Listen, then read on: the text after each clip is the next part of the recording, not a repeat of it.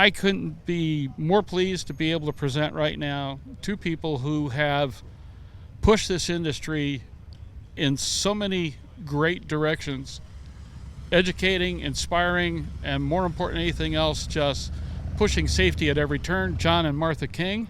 50 years, where has the time gone? We're still trying to figure that out, Jim. We went broke in our previous business, and we wow, that hurt, let's not do that anymore.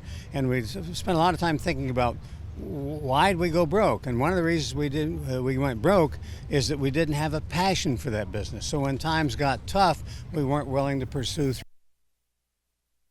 Well, let's do something we have a passion for. So here we are, and we're not broke anymore, and we're willing to do whatever it takes to make it successful because we have that passion.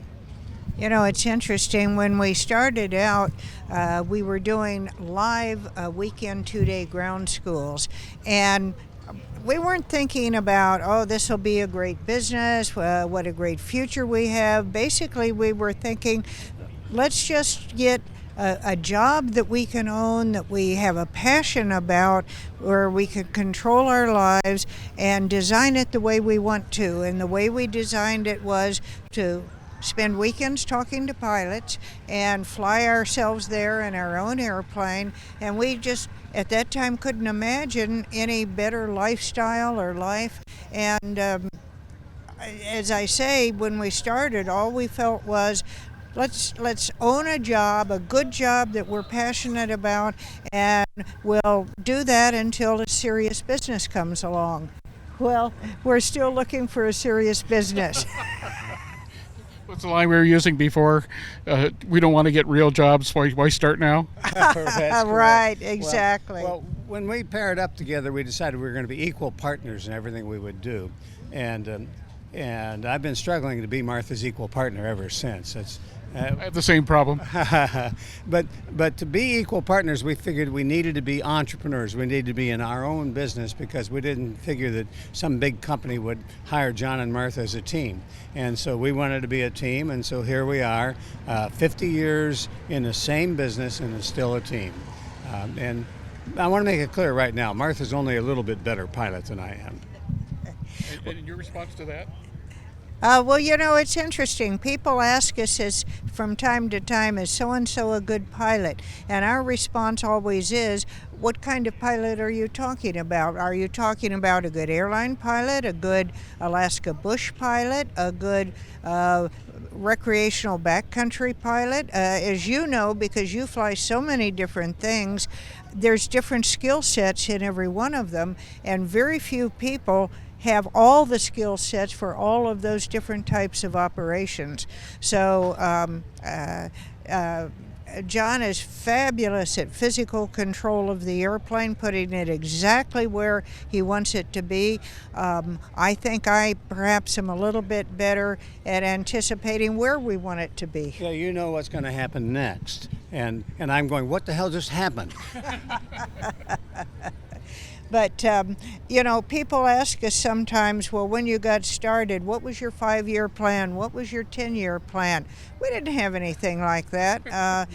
We were teaching these live 2-day ground schools. We taught them for 10 years before we got to video, and we got to video almost accidentally because John's uncle went with us to a class and said that at the end of it, you know, you ought to put this program on video.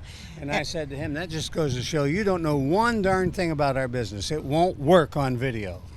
And he says, well, I don't know how you can say that if you haven't tried it. And so we tried it, and son of a gun, to our surprise, it worked on video. And one of the reasons it worked is we had been teaching weekend ground schools 50 weekends a year for 10 years. We had given the same classes 500 times. Martha was teaching in one classroom, teaching instrument instructors, and I was in the other classroom teaching private, commercial, and flight instructors. And we had got those talks down. We knew how to get into a subject so we didn't confuse people, hopefully, and we knew how to get interest by enhancing a subject with jokes that were appropriate, that advanced the concept. And so by the time we got around to doing the video, we had done it 500 times. We had our lines down, and they worked. Have you ever even tried to put together a rough number of the pilots that you've created? Well, the people at King Schools claim it's over 2 million people, and they say that they've counted it up and they've figured it. So a couple million could be the correct answer. So we get to blame you for a lot. A lot of trouble, particularly Martha. She's a troublemaker. We've noticed this. It was an interesting. We were doing the video courses and had been for a while when Cessna restarted this single engine line of the piston aircraft, and we looked at that as the talk about the restart happened, and they broke ground on the new factory in Independence, Kansas, and we looked at each other and said, you know, that's huge in general aviation, and that's something we really want to be a part of. And so we went to basically every talk that Russ Meyer was giving. We went to Oshkosh and listened to him. We would listen to him when they did the groundbreaking for the plant in Independence, and from that we developed what we thought they were going to want, developed in our minds an image of what we thought they would want for a curriculum. And when the opportunity came to compete for the contract, we went for it because it was the biggest thing going on in aviation, and we really wanted to be a part of it. So that competition is how we became the providers of the curriculum for the Cessna pilot centers. And one of the things that we wanted, Cessna had wanted, was for it to be a computerized program. We still wanted to have the video, but we wanted to make it full screen video. And our technical people were saying, you know, this was in '97, and it wasn't real easy to get full screen video on a laptop. And we were walking by a store in San Diego, an electronics store, and John looked in the window and said, that laptop is playing full screen video. And we went in and bought it and took it.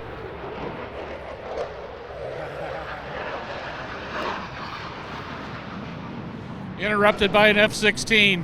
You know, if you're interested in airplanes, this is the place to be. Yeah. Boy, we're in heaven right now. Right. Amen. So we bought that laptop and we took it to our IT folks and we said, reverse engineer this and figure out how they're getting full screen video. And that's how we got the full screen video that went into the Cessna curriculum for the Cessna pilot It's kind of centers. counterintuitive. We're a mom and pop operation almost by definition. It's John and Martha, and we won the contract from a huge company. And it's just interesting that Cessna picked John and Martha to do their new generation of Cessna pilot centers. And we've been happy with Cessna, and we hope Cessna's been happy with us. But part of the reason that we think they did is that Cessna did pick us is because, as I said, we were listening to Cessna. We heard what they said they wanted, and when we came to the actual competition, we didn't just talk about what we could do and provide for them. We actually brought a small sample of what could be done on the computer with the interactivity of the video and the questions and the learning. And we'd focused enough on what they wanted that we hit the sweet spot for them. But it's been a wonderful relationship ever since 1997, and we expect it to stay that way, hope that it stays that way going for a long time into the future. Speaking of the future, what's it look like? I think it looks like a lot of growth. This is as you said earlier, this is the 50th anniversary of the starting of King Schools. We started in 1974, and we're adding new programs and new possibilities all the time.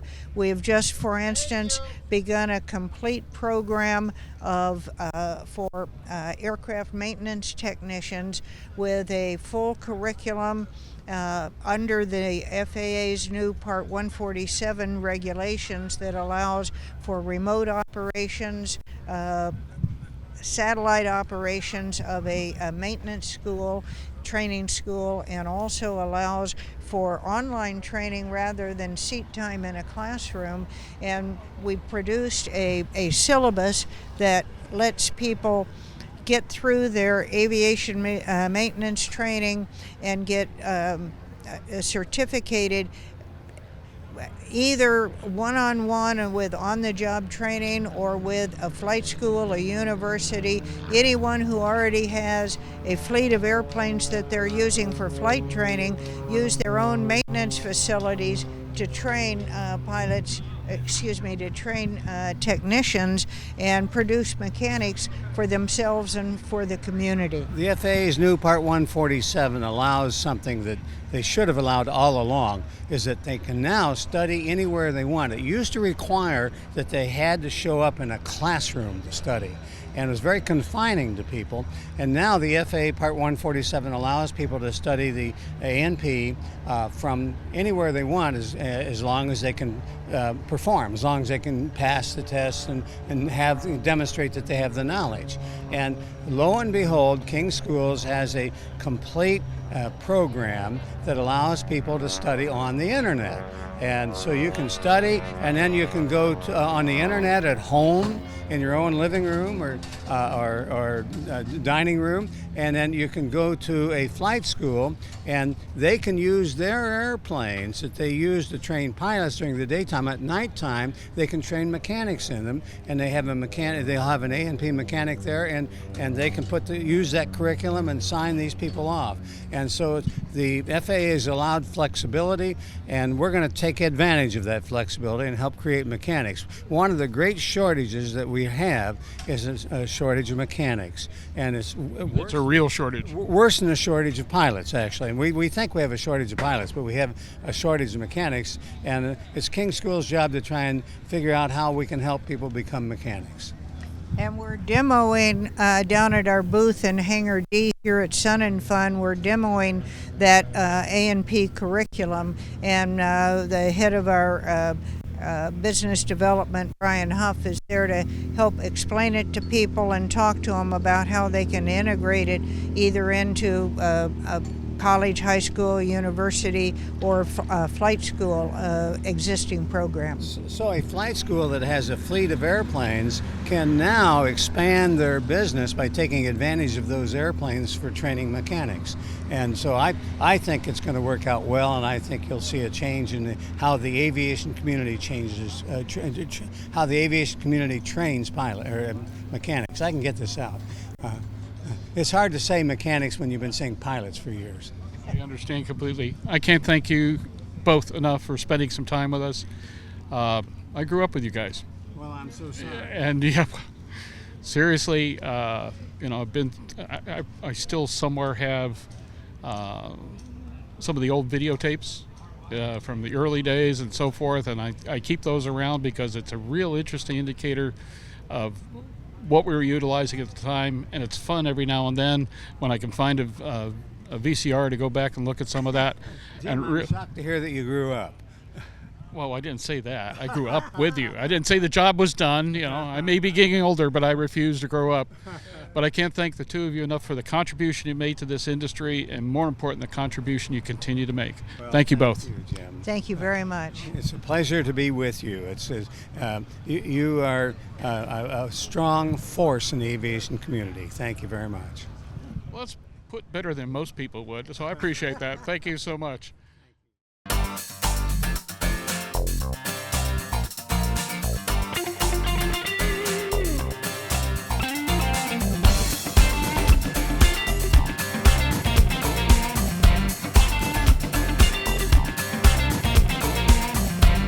The Aero News Network Sun and Fun Digital Daily Morning Brief, live from Lakeland, Florida, is brought to you in part by the following sponsors.